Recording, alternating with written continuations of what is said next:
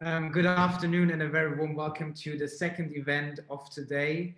Earlier we've heard from Minister Altmaier and Minister Kwasi Kwarteng about the transformation the economy is going through, both from Brexit, COVID, and a greater drive for sustainability. So now we are very delighted to welcome Carsten Spohr, CEO of one of the world's leading airlines, Lufthansa, to learn more about his business perspective on these large transformations. So we are very delighted to welcome you this afternoon.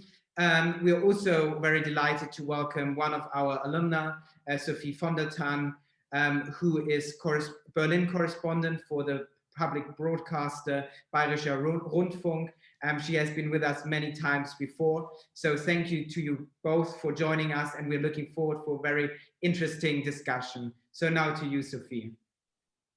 Thank you, Maurice. I'm also happy to be part of this again, even though this time from Berlin and virtually. If we go back in time to 2019, something that feels like real time travel now, we were looking at a record year for air travel. Never had more people traveled by plane in the EU. Global aviation, international travel just seemed to reach ever higher levels, like an unstoppable development. Then, as we all know, a massive drop.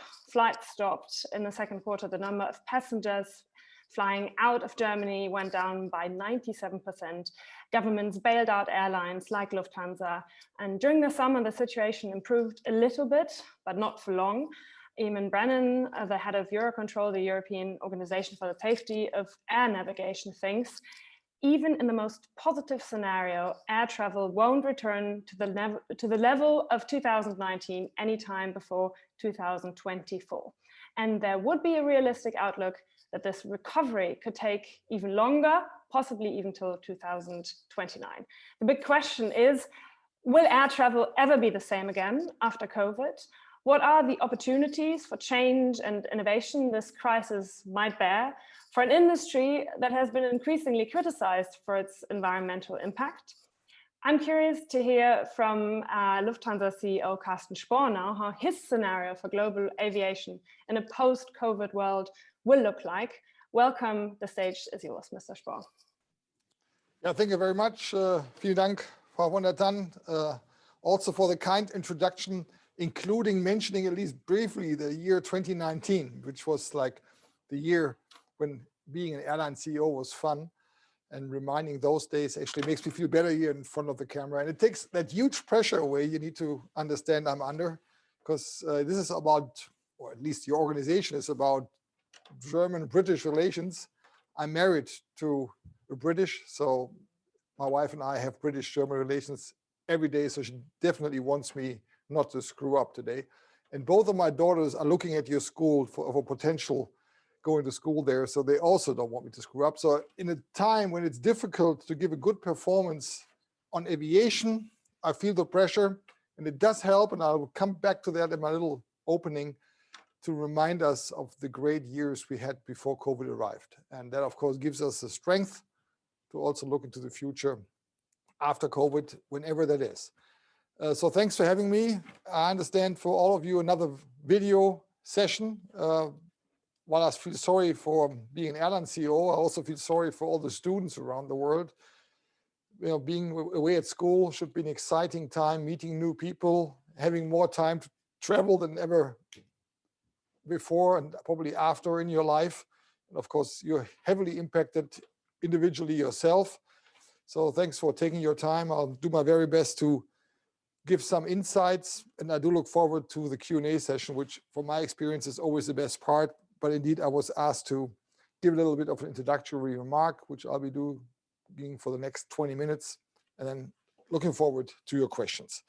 Yeah, it's not an easy industry to be CEO in at these days, as you can imagine, and you mentioned some of the numbers. And the question about the post-COVID situation obviously deals with timing. And some of the statements I'll be making today will, of course, depend on when is the timing right to reopen our industry. For those of you in the UK, basically you're experiencing an either more strict shutdown of air travel than us in Germany. But overall, the title of my speech, Global Aviation in a Post-COVID World, indeed has the question mark whenever that post-COVID time will start to be. So the three things that I'd like to mention, a little bit as you did in 2019, talk about aviation before COVID. Of course, describe the current challenges our industry is under, and then, as mentioned, give an outlook of whatever quality that might have to the post-COVID time. Starting with global aviation pre-COVID. As you rightly said, there was only one direction for aviation, that was up. We had more flights than ever before, more passengers than ever before, more flight connections than ever before. Larger aircraft were built and ordered by airlines like us than ever before. Think about the Airbus 380, which we all thought was the beginning of a new time in aviation, and they're all on the ground pretty much now. And just the 20 years before 2019, aviation had tripled in terms of passenger numbers. And of course, like any industry, also our industry had seen crises before. Think about the terrible days and weeks after 9/11. Think about the SARS crisis or Gulf Wars, which of course had an impact on aviation. But these were basically crises which create a little dip in the growth of the industry, and then the growth returned, sometimes faster than before. And if you look at the 20, 25 years before 2019, before COVID, usually aviation outgrew the underlying GDP of the nations we were connecting by the factor of 2. So there was 2 countries with a certain GDP growth, take the average, double that, and that is what aviation between those countries would have created in the last 20 years. So we were used to that. And of course, that applied to Lufthansa Group as well. We were, and we are, also in those days, the leading aviation group in Europe by size, by number of passengers, by number of aircraft. And we had some very tough years behind us where we modernized the company. We were government owned many, many years ago. So we had some major labor conflicts with our pilots, with other labor groups, which needed to be won to create a more modern Lufthansa, which was fit for the future. We were awarded by that with record profits afterwards, which allowed us to have record investments into aircraft. And these indeed were 3 of the best years, or the 3 best years of the history of the company between 17, 18, and 19. And we were hiring people in the thousands. There were years where we hired up to 7,000, 8,000 new people. And for us in Lufthansa, the best asset we have is our staff. So that was, great time to select among the best, to hire the best, to train them in the best way. So that was just this, I don't want to call it party because there were too many challenges in between. And again, those labor conflicts were painful, but basically it was just a curve of success among other airlines in the world, trying to position ourselves in the top league. By size, we started into the COVID crisis as number 4 in terms of airplanes, 800 airplanes. Also in terms of turnover, 36 billion euro. So there were only 3 bigger airlines in the world, which are the 3 big American carriers, and Lufthansa Group was 4th. So that was the attitude we were in. That was the period when COVID hit us. And it was almost a year ago, in the last days of January, to be honest, it was exactly January 29th, because I still remember that day, when we were announcing to cancel all flights to China. We kept the global network alive, but China we had to cancel because we had to protect our crews. COVID was starting to be an issue in China, and we didn't want to put our crews and passengers into that danger. And we thought that was bad. China is a big part of our business, one of the biggest growth trends in our industry, and suddenly China was locked down. And we couldn't imagine that just a few weeks later, we had to shut down all the traffic to the US. And I've been around as a junior manager after 9/11, when we closed down the traffic between the US and Europe for a few days. And we were fighting to reopen that because we thought these 2, economic zones, these 2, value-driven Western powers, Europe and the US, you cannot disconnect that for more than a few days because something will be missing. And it's now pretty much a year where we have a situation where you cannot really fly neither from the US to Europe, nor from Europe to the US unless you have 2 passports or you're a diplomat or for very specific reasons. So an unimaginable dimension this crisis has taken, and we're still right in the middle of it. And it was obvious very quickly that this crisis hits our industry harder than other industries, at least other global industries, that we probably have to deal with the implications longer, first in, last out, most likely. And our industry body, the global organization we are putting together as airlines, IATA, came up with the very clear statement that 2020 was not just the worst financial year in the history of aviation, where the industry lost 120 billion US dollars combined. It was also a year where we lost at least 2/3 of our revenue and sometimes more in terms of passenger numbers. And the passenger numbers basically went back in a few weeks from the record numbers of 2019 to numbers which were basically the numbers we were enjoying in the early 2000s. And in Lufthansa, we had days in the spring where we just flew 1% of our passengers. Usually we have 350,000 people every day on board of our aircraft. And there were a few days where we had just a few thousand on board. 700 aircraft out of the 800 we operate were grounded for periods of time. And among those 700 were all of our 14 Airbus 380s, our largest aircraft, which are just sitting there and actually still sit down on the ground while we speak. And if you just think about the fact that any of these airplanes cost about 300 million US dollars, to have that on the ground useless is just, of course, something which is just terrible compared to the efficiency focus you had in all the years in a somewhat successful way before. There was one exception, and there still is. It's our cargo operation. And cargo is booming.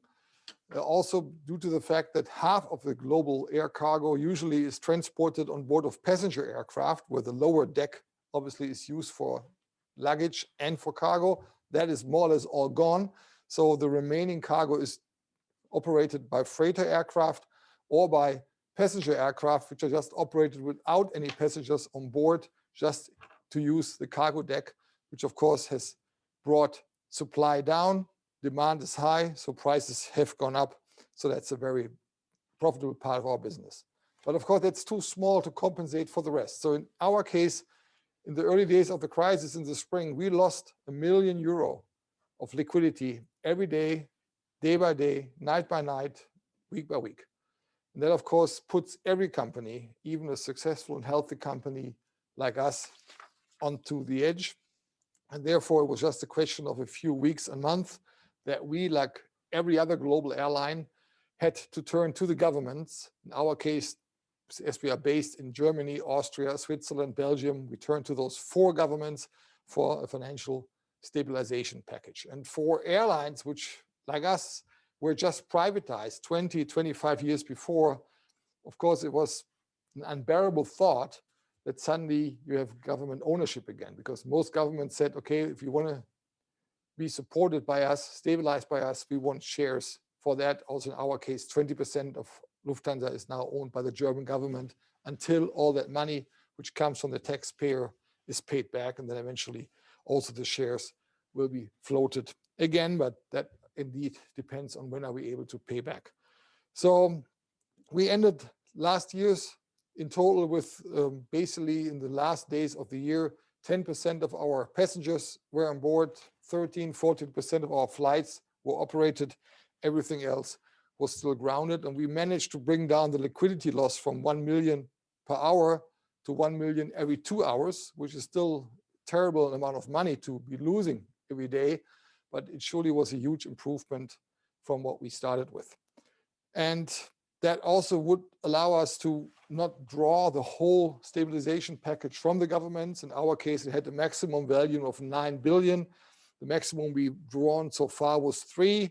We even paid back 1 billion last week when we were able to tap the financial markets for a big amount. So we'll see, depending on the pandemic, how we'll end up with that stabilization package being actually used. But it was obvious without that, the company would have been entering a bankruptcy procedure like so many other airlines in the world would have done without government help.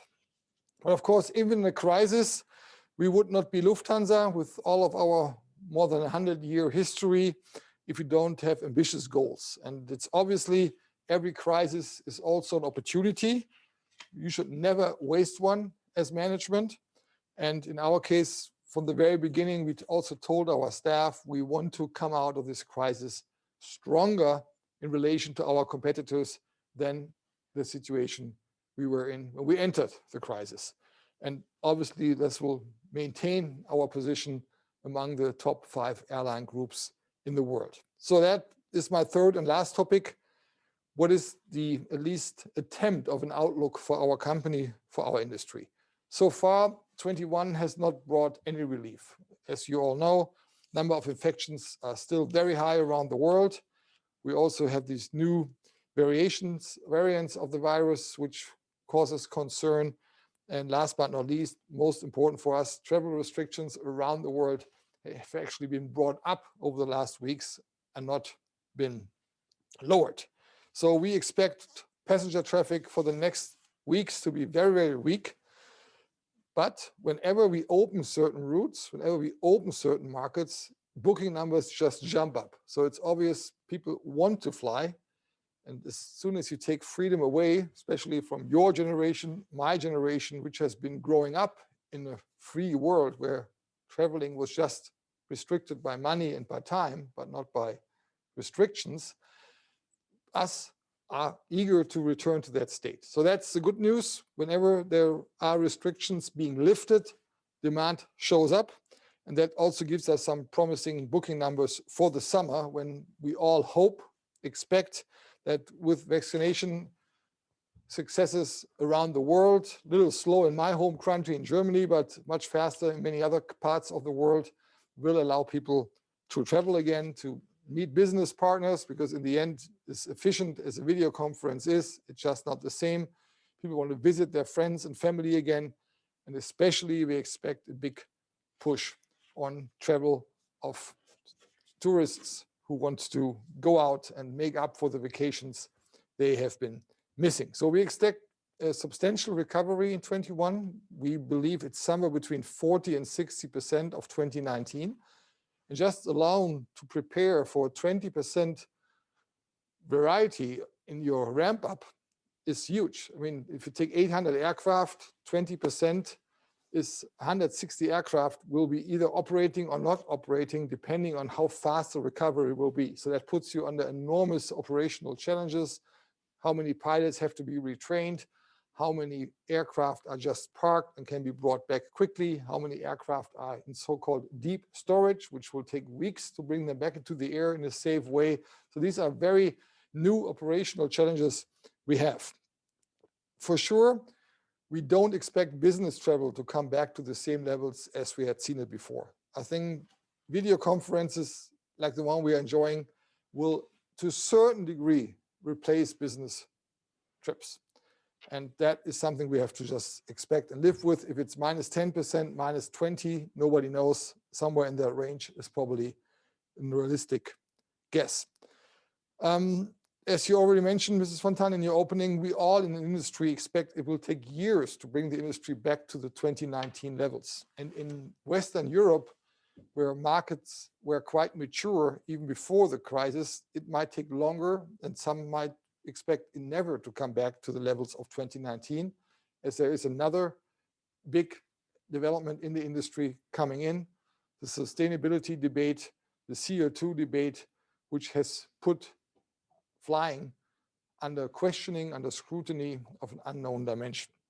So how is this industry changing? If we ask passengers around the world in any survey, we just did one, I think in 28 countries, very interesting, be it Americas, be it Europe, be it Asia, everybody expects us and the globalized world to come out of this COVID crisis in a more sustainable way than how we lived, traveled, worked before.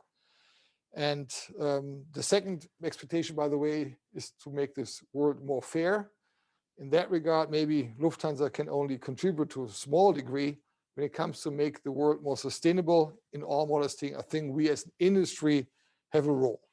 And I always say that a crisis of this magnitude for any industry also for any large company, is not just, as I mentioned before, a crisis and challenge moment. It's also a moment of opportunity. And I think you have to grab it that way. So our industry needs to take that unique crisis to come out more sustainable on the other side. Is there really a need to fly throughout Europe for €9 or £9? Is that what we believe the future of the industry should look like? And my view is obvious, no. We need a new balance between the interest of our stakeholders. Any business needs to be run in a balanced fashion between the main stakeholders' expectations, which is customers, which is your staff, which is your owners, your shareholders. But especially in our industry, it's also the environment, it's the society you operate in, and of course, it's the climate of our planet, where we, even though there's only 3% or 2.8 to be exact of CO2 emissions coming from aviation, we have a huge responsibility there as well. So I think we're using this period of crisis for profound transformation, to come out a smaller company on the other side, to come out as a more leaner, more efficient company on the other side. And again, sustainability is at the very top of our agenda in this regard. So even though the financial situation is tight, as I explained, we continue to modernize our fleet, take the oldest aircraft out, bring some less than planned before, but still some new aircraft into the fleet, because out of all means to reduce CO2 emissions, new aircraft are the fastest and most efficient way. Any new aircraft usually has 20 to 25% less CO2 output than the aircraft it replaces. The next big thing for our industry is sustainable aviation fuels, fuels which are not coming from fossil sources, but which are created from hydrogen sources, from renewable electrical energy. That is a big, big thing we all look forward to in our industry. Unfortunately, the supply of these fuels is very limited at the time. If the Lufthansa fleet, in the good old days when we were operating the whole fleet, would have used up all the synthetic fuel in the world, it would have just lasted us less than a week. So it's a huge, also Mr. Altmaier, you just saw, and us are in discussions about how do we create enough supply for the growing demand for sustainable fuels. So I think that's a big issue the industry needs to work on. And I'm very positive that if we focus on aviation and not waste that fuel on cars or other means of transport, because they have alternatives, you don't need this little amount of fuel for them. They should rather go on other energy sources. That can be a big game changer. And one day there will even be airplanes which are operated in a different way, in a probably greener way than what we can imagine as we speak here today. So last but not least, you might say, hey, every industry had its good days, has bad days.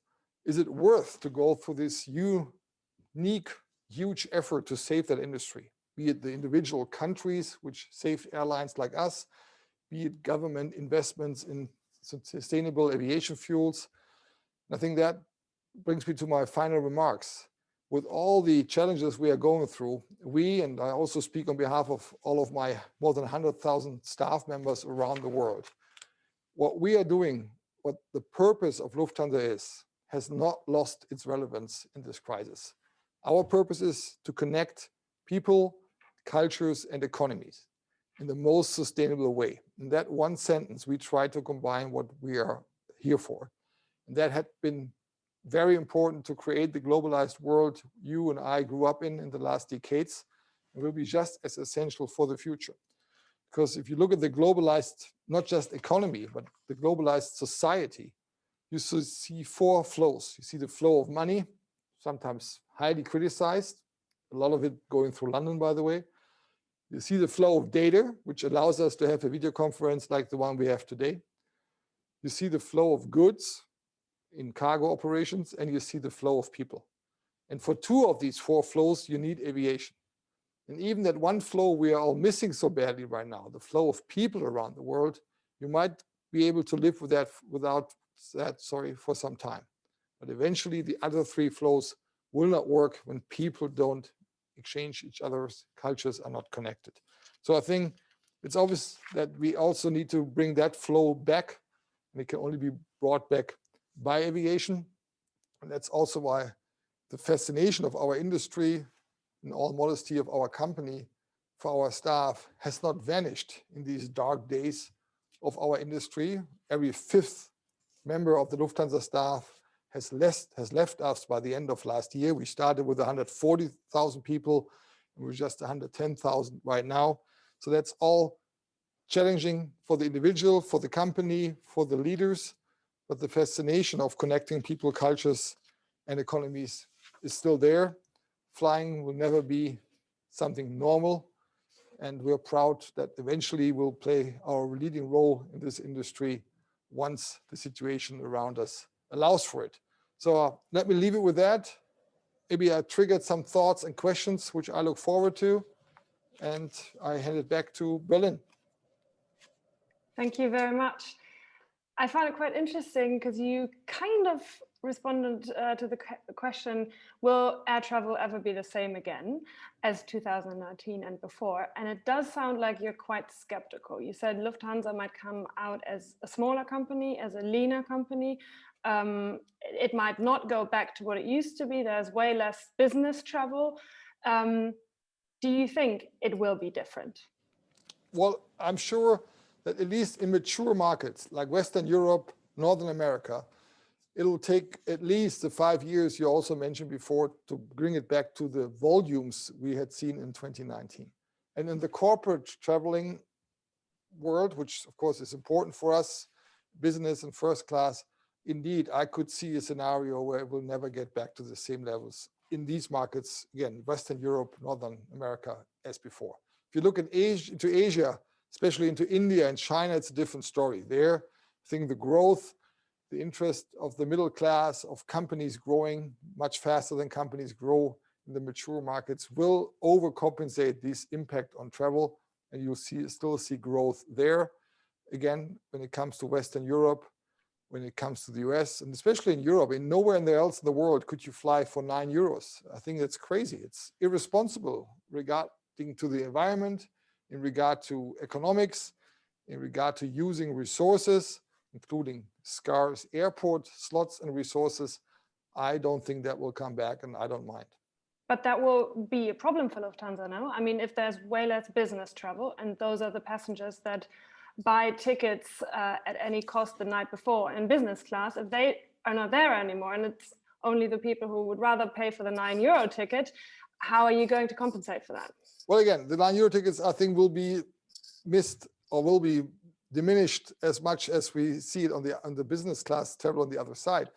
I see that as a challenge an airline management has to cope with. So we are reconfiguring our aircraft. There will be smaller business class compartments and larger premium economy compartments. We are putting our 380s on the ground and replace them with smaller aircraft, more efficient. So I think in the end, running a company, there's always outside inputs you have to cope with. And in our case, indeed, it might be that we don't see that growth, which we had seen for decades in the next years. And it's, in my view, our job to find solutions for that. I mean, I'm sure many of you are indeed majoring in business. What are you trying to achieve when you either run a company or are part of the management of a company? You are looking for that challenge to change the company, reflecting the new challenges. So I tried to give a positive edge to it, that indeed this is also an opportunity to rebuild Lufthansa, to rebuild the industry and give it a positive spin in that regard, even though we surely didn't choose the situation we are in. You talk about business opportunities coming out of this crisis. And about possibly maybe one day aircrafts with different engines, aircrafts that operate differently.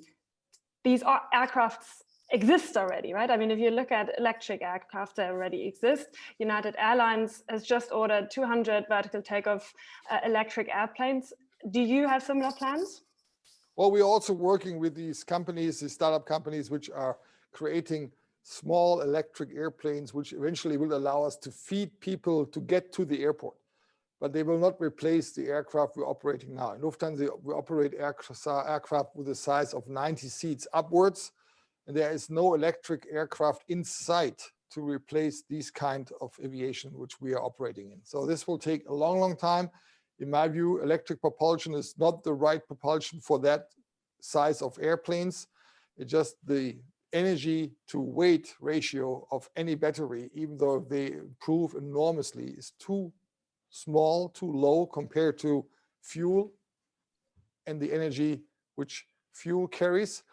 So if you think about, let's take a 747 going to wherever, Frankfurt to Los Angeles, you probably carry 120 tons of fuel. To ever have that done by electric energy being stored is just physically not foreseeable. So I think the next big thing before we actually get to new aircraft, which might be powered by hydrogen or by mixed propulsion systems, is to take current aircraft and bring synthetic fuel, which basically has a CO2 footprint of 0, into these aircraft, because the engines can already operate with that.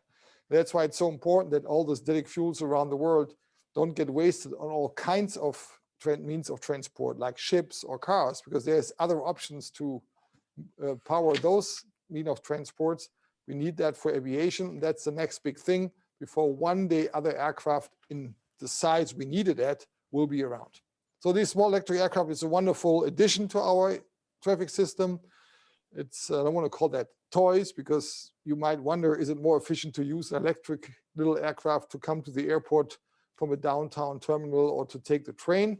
But that is part of, like United Airlines, we are looking at, but it's not going to replace the larger aircraft we operate. So, but when do you think will that happen? I mean, you talk about different fuels. What's the timeline? Do you have any perspectives that you can give us, or any specific other projects that you've started, especially due to the COVID crisis, that you might not have had before? You're talking about making Lufthansa more sustainable. What are the concrete steps you're taking towards this goal? And let me stick with the fuel for a minute, or with sustainable flying, then I come to the aircraft and fleet questions.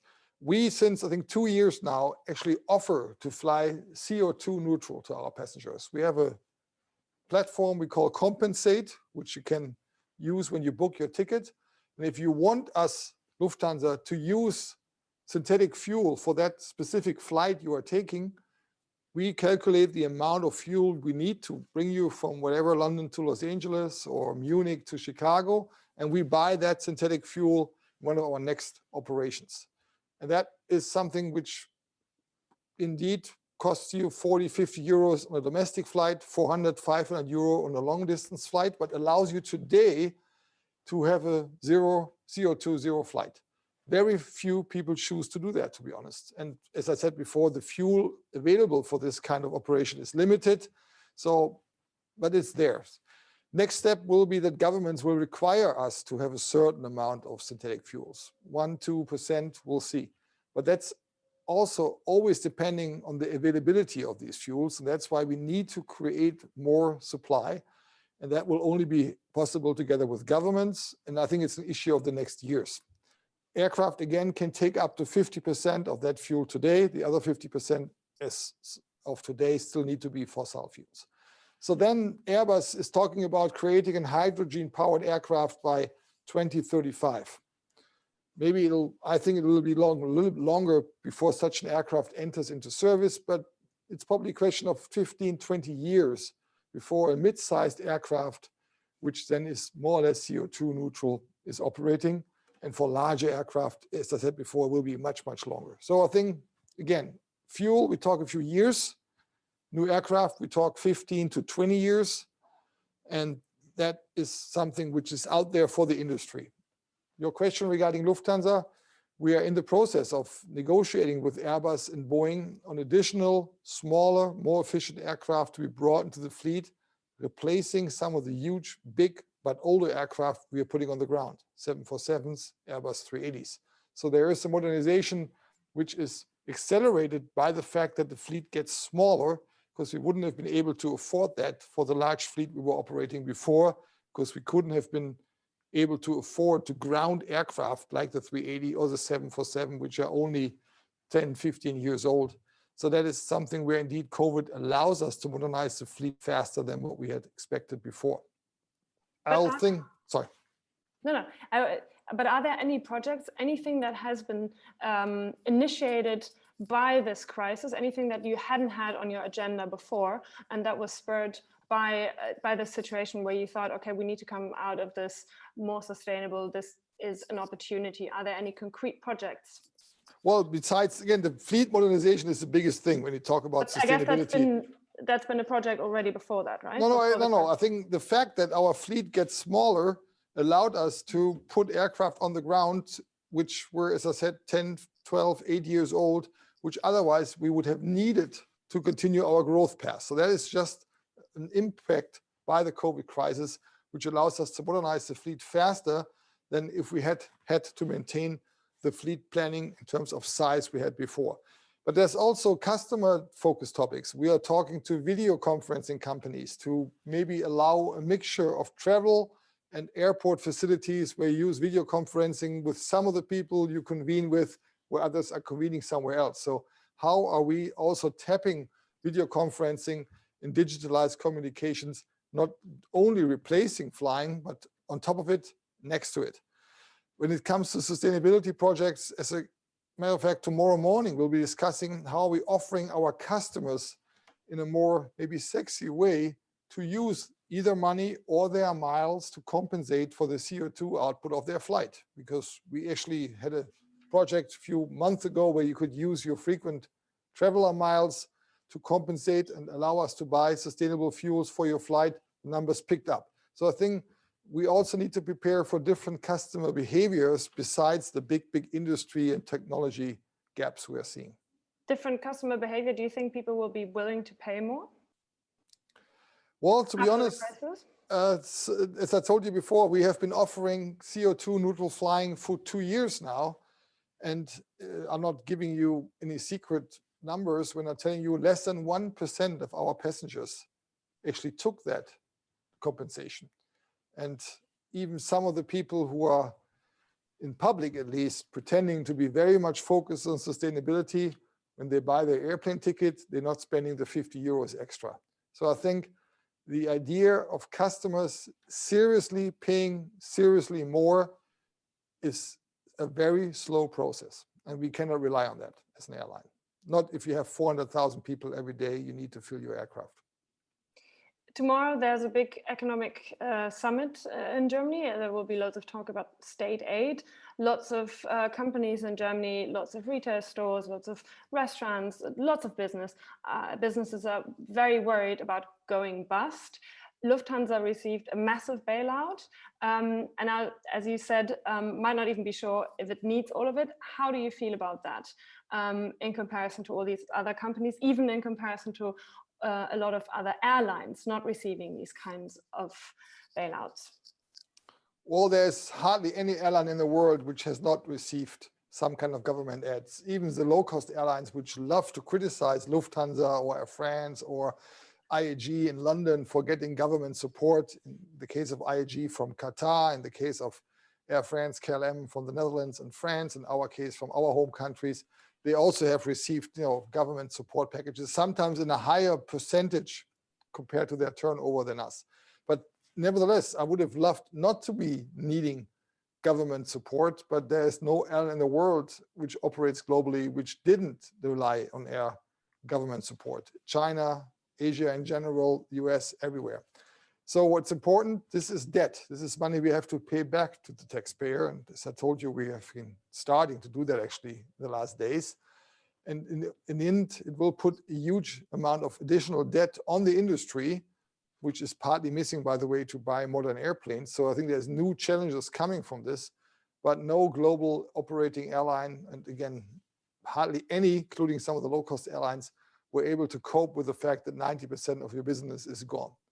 So I think even people like us who have been opposing government support for airlines, because there's many parts in the world where airlines are government owned and subsidized every day, even without COVID, we all need to be honest to each other. This crisis cannot be managed by an airline without government support. And of course, also, especially in Germany, we had packages which allowed us to keep people on board. We didn't need to fire 10,000s of people like other airlines had to because of short-term working frames, allowing to be a more responsible employer than we probably were forced otherwise, or would have been forced otherwise. I'm taking up one question here from the audience, from Leopold Schwarz-Schutte, because he referenced Ryanair, and he said he would like to know why some airlines such as Ryanair are capable of surviving the COVID-19 pandemic without state aid. What separates these airlines from Lufthansa? Well, it's not true. Ryanair also received government debt from the UK and from Ireland.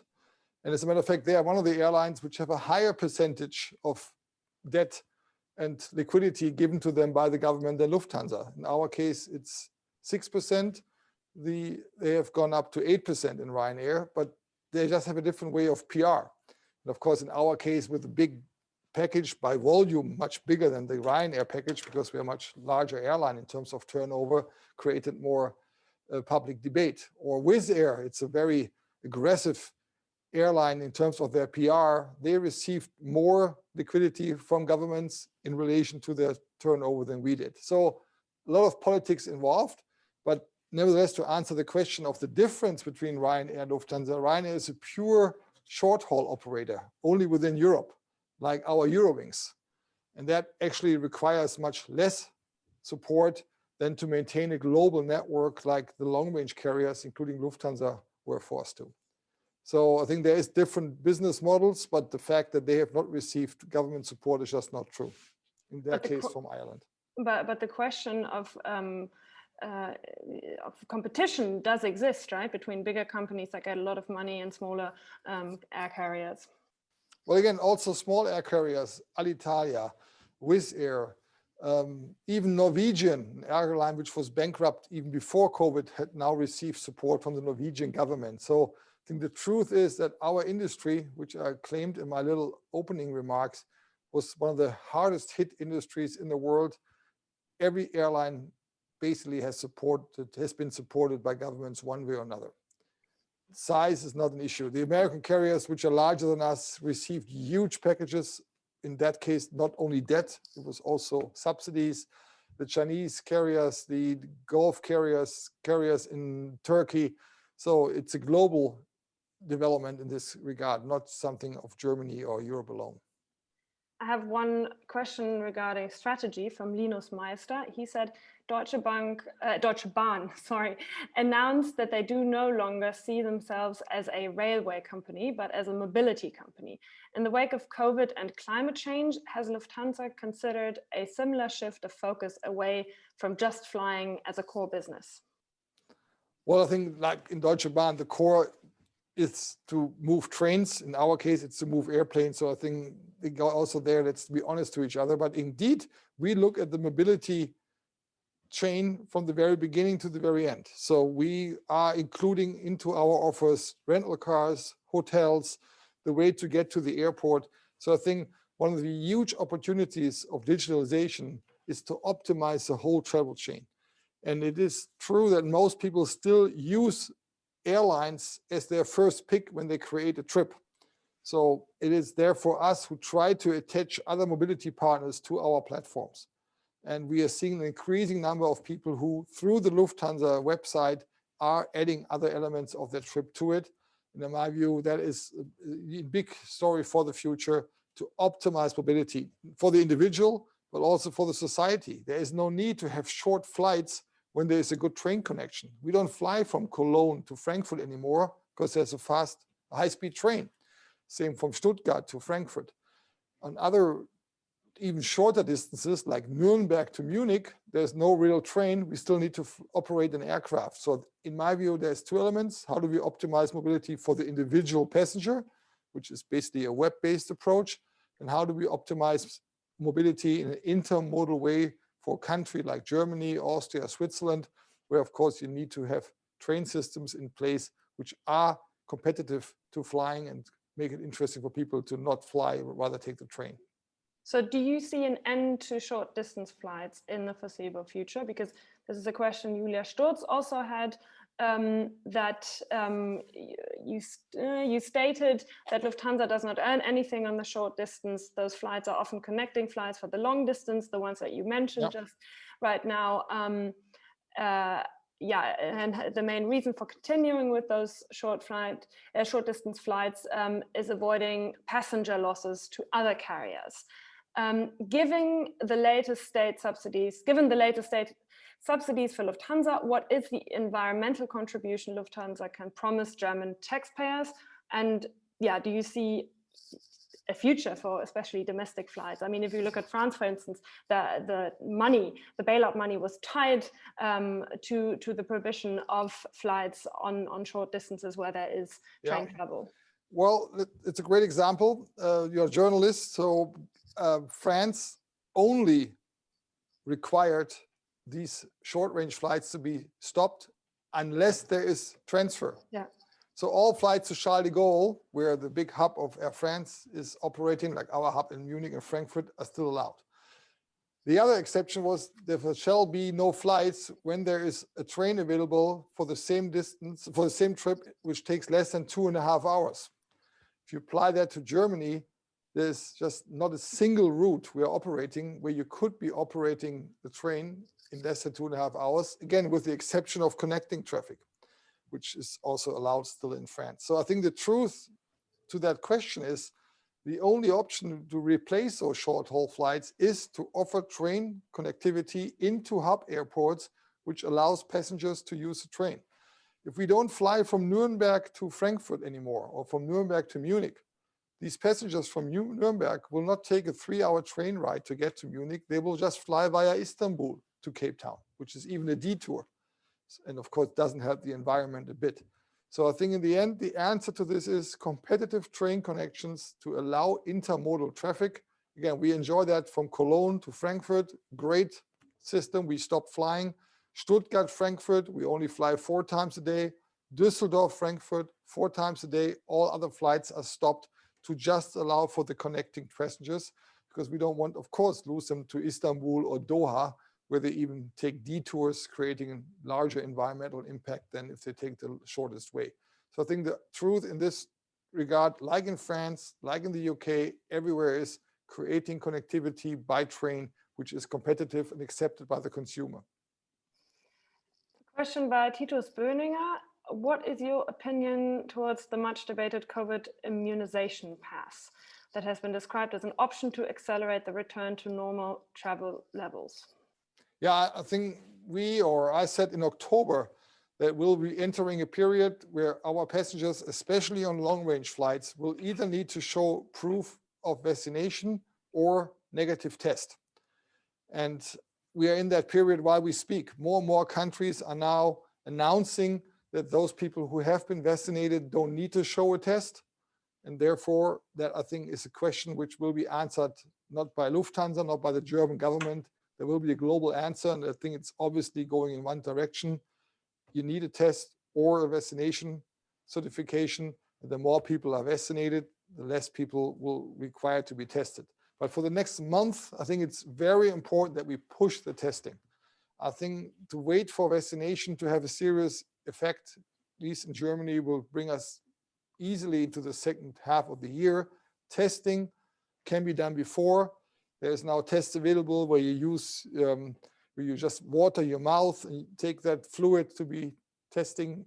There's other ideas, which I think is probably just as big a gap what we could have done and should have done the last month as the vaccination, which obviously doesn't work as we would have liked, at least here in Germany. Why didn't Lufthansa take more of an initiative with that earlier, with rapid testing? Why wasn't it? But why? I mean, why wasn't it an option to say right before you enter the plane, no boarding without having taken a rapid test, and we do it here right in front of the gate or whatever is possible? Oh, we have done that. We have done that between Munich and Hamburg, between Vienna and Berlin, between. But not on a standardized level. No, I mean, just as a test, because we need to, create the right expertise for the procedure. How do we turn people who have been positively tested over to the authorities? So we checked all that. But in the end, you need governments who allow international travel to be done with testing, even including the testing at the airport. And these restrictions we have right now don't allow that. So I think it's a question of the next weeks when more and more, destinations will open up for this. And that's why Lufthansa has done this practicing to be ready for this. But at this point in time, there is just not the regulatory environment to do this on a larger scale. And even in Germany, you cannot force people to be tested to fly from Munich to Hamburg. We did that on one flight a day, and those people who didn't want to get tested took another flight. So I think it's there where airlines or any private business comes to its limits, and you need the regulatory environment to either force people, including companies like us, to do it or not. But I think the future is heading that way for sure. And we are ready in our case. That's why it was important to have those tests being done. One question from Jan, an LSE student currently in London. Do you expect further consolidation and mergers in the airline market after the crisis, a trend that was already visible before COVID-19 hit? Yeah, I think the short answer is short-term, no, because as I mentioned before, pretty much every airline in the world has been supported by its government and will now survive, even those airlines who otherwise would not have survived without COVID. And then midterm, the answer is a clear yes.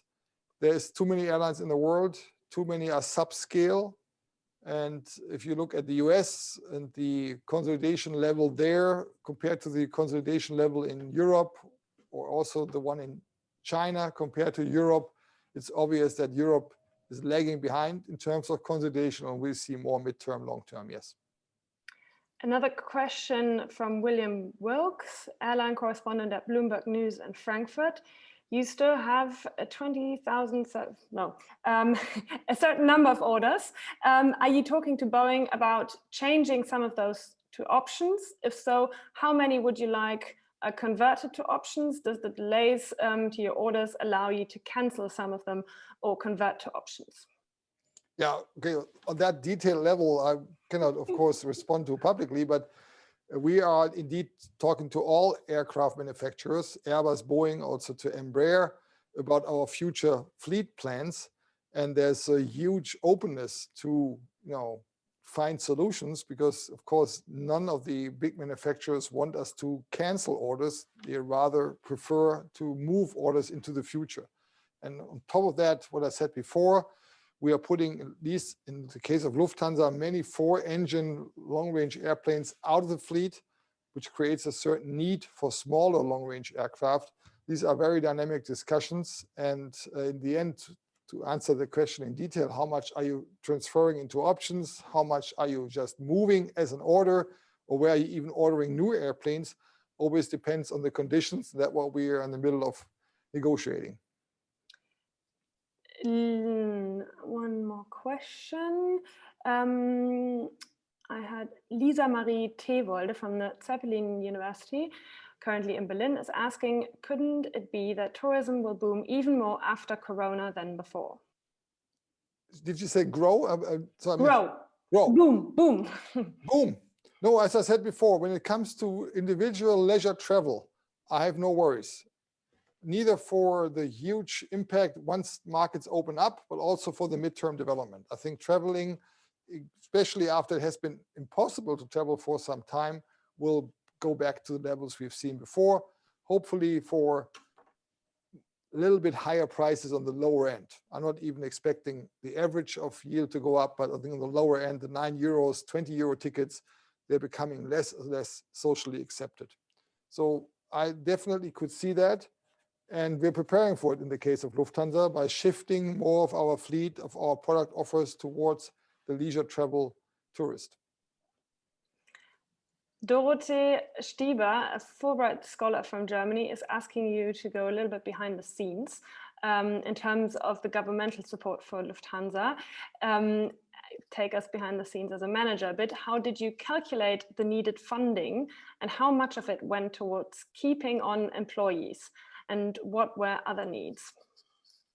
Yeah, I think when you do such a calculation, which of course also we never had before, you take basically a liquidity approach. So I think usually when you run in a company, you run it on return of capital employed. But when you go into a crisis of this magnitude, it all turns towards cash. So we looked at our cash burn cash drain. I mentioned 1 million per hour in the beginning, and we try to estimate how long the crisis will last, which cash savings will be able to implement over the period of which time. And then you try to come out with a need for liquidity. And in our case, because it was obvious we will also be seeing a huge loss, we also talked about potential equity we might need. We have not done so while we speak. We only took liquidity on board, but also in our deal with the governments, we also had equity elements. And then, of course, when you negotiated such a package, you try to use as little of it as possible, which in our case, we succeeded by bringing costs down faster than we expected, and also by capital markets reopening for Lufthansa faster than we expected. So that is how you approach such a thing. When it comes to the staff numbers, of course, you have this special element in most European countries of short-time work schemes where you can keep people on board, which you don't need right now, but you will need again. In our case, in the maximum days, we had 87,000 people on short-time work schemes. So 87,000 people were not working, but were supported by these programs around the world, mainly Europe. And when we now look at how many staff will we need mid and long term, we of course take the size of the company into account we'll have post-COVID. In our case, we believe we go down from 800 aircraft to 650 aircraft. Therefore, the staff we try to keep on board is the staff we need for 650 aircraft. So a big part of the liquidity we took with the short-term schemes, of course, goes to the salaries.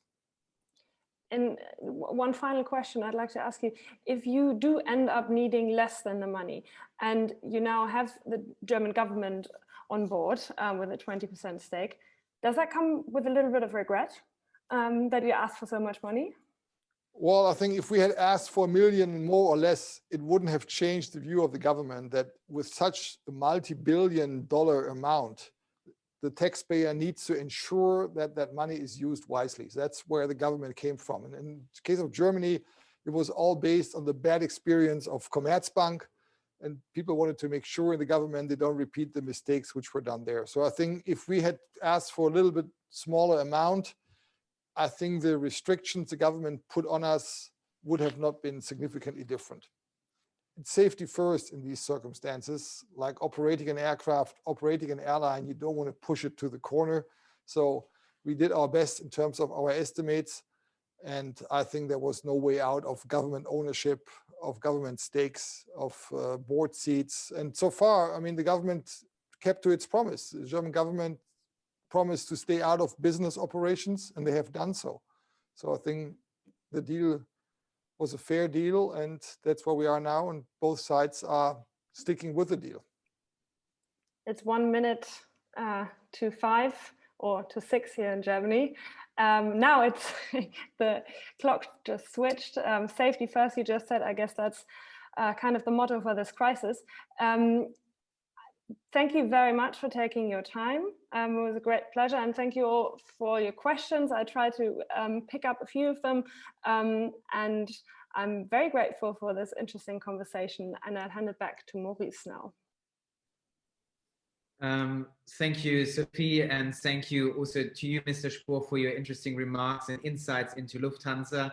I think, as Sophie said, many questions have been left open, so we would all be looking forward to welcoming you back very soon, hopefully at the LSE. But for now, thank you for your time, and also to our viewers, and we hope that you will stick with us. We have Ursula von der Leyen coming up in the next weeks and many more interesting speakers. So I hope you all stay in touch and join us very soon. Thank you and have a nice afternoon or evening in Germany.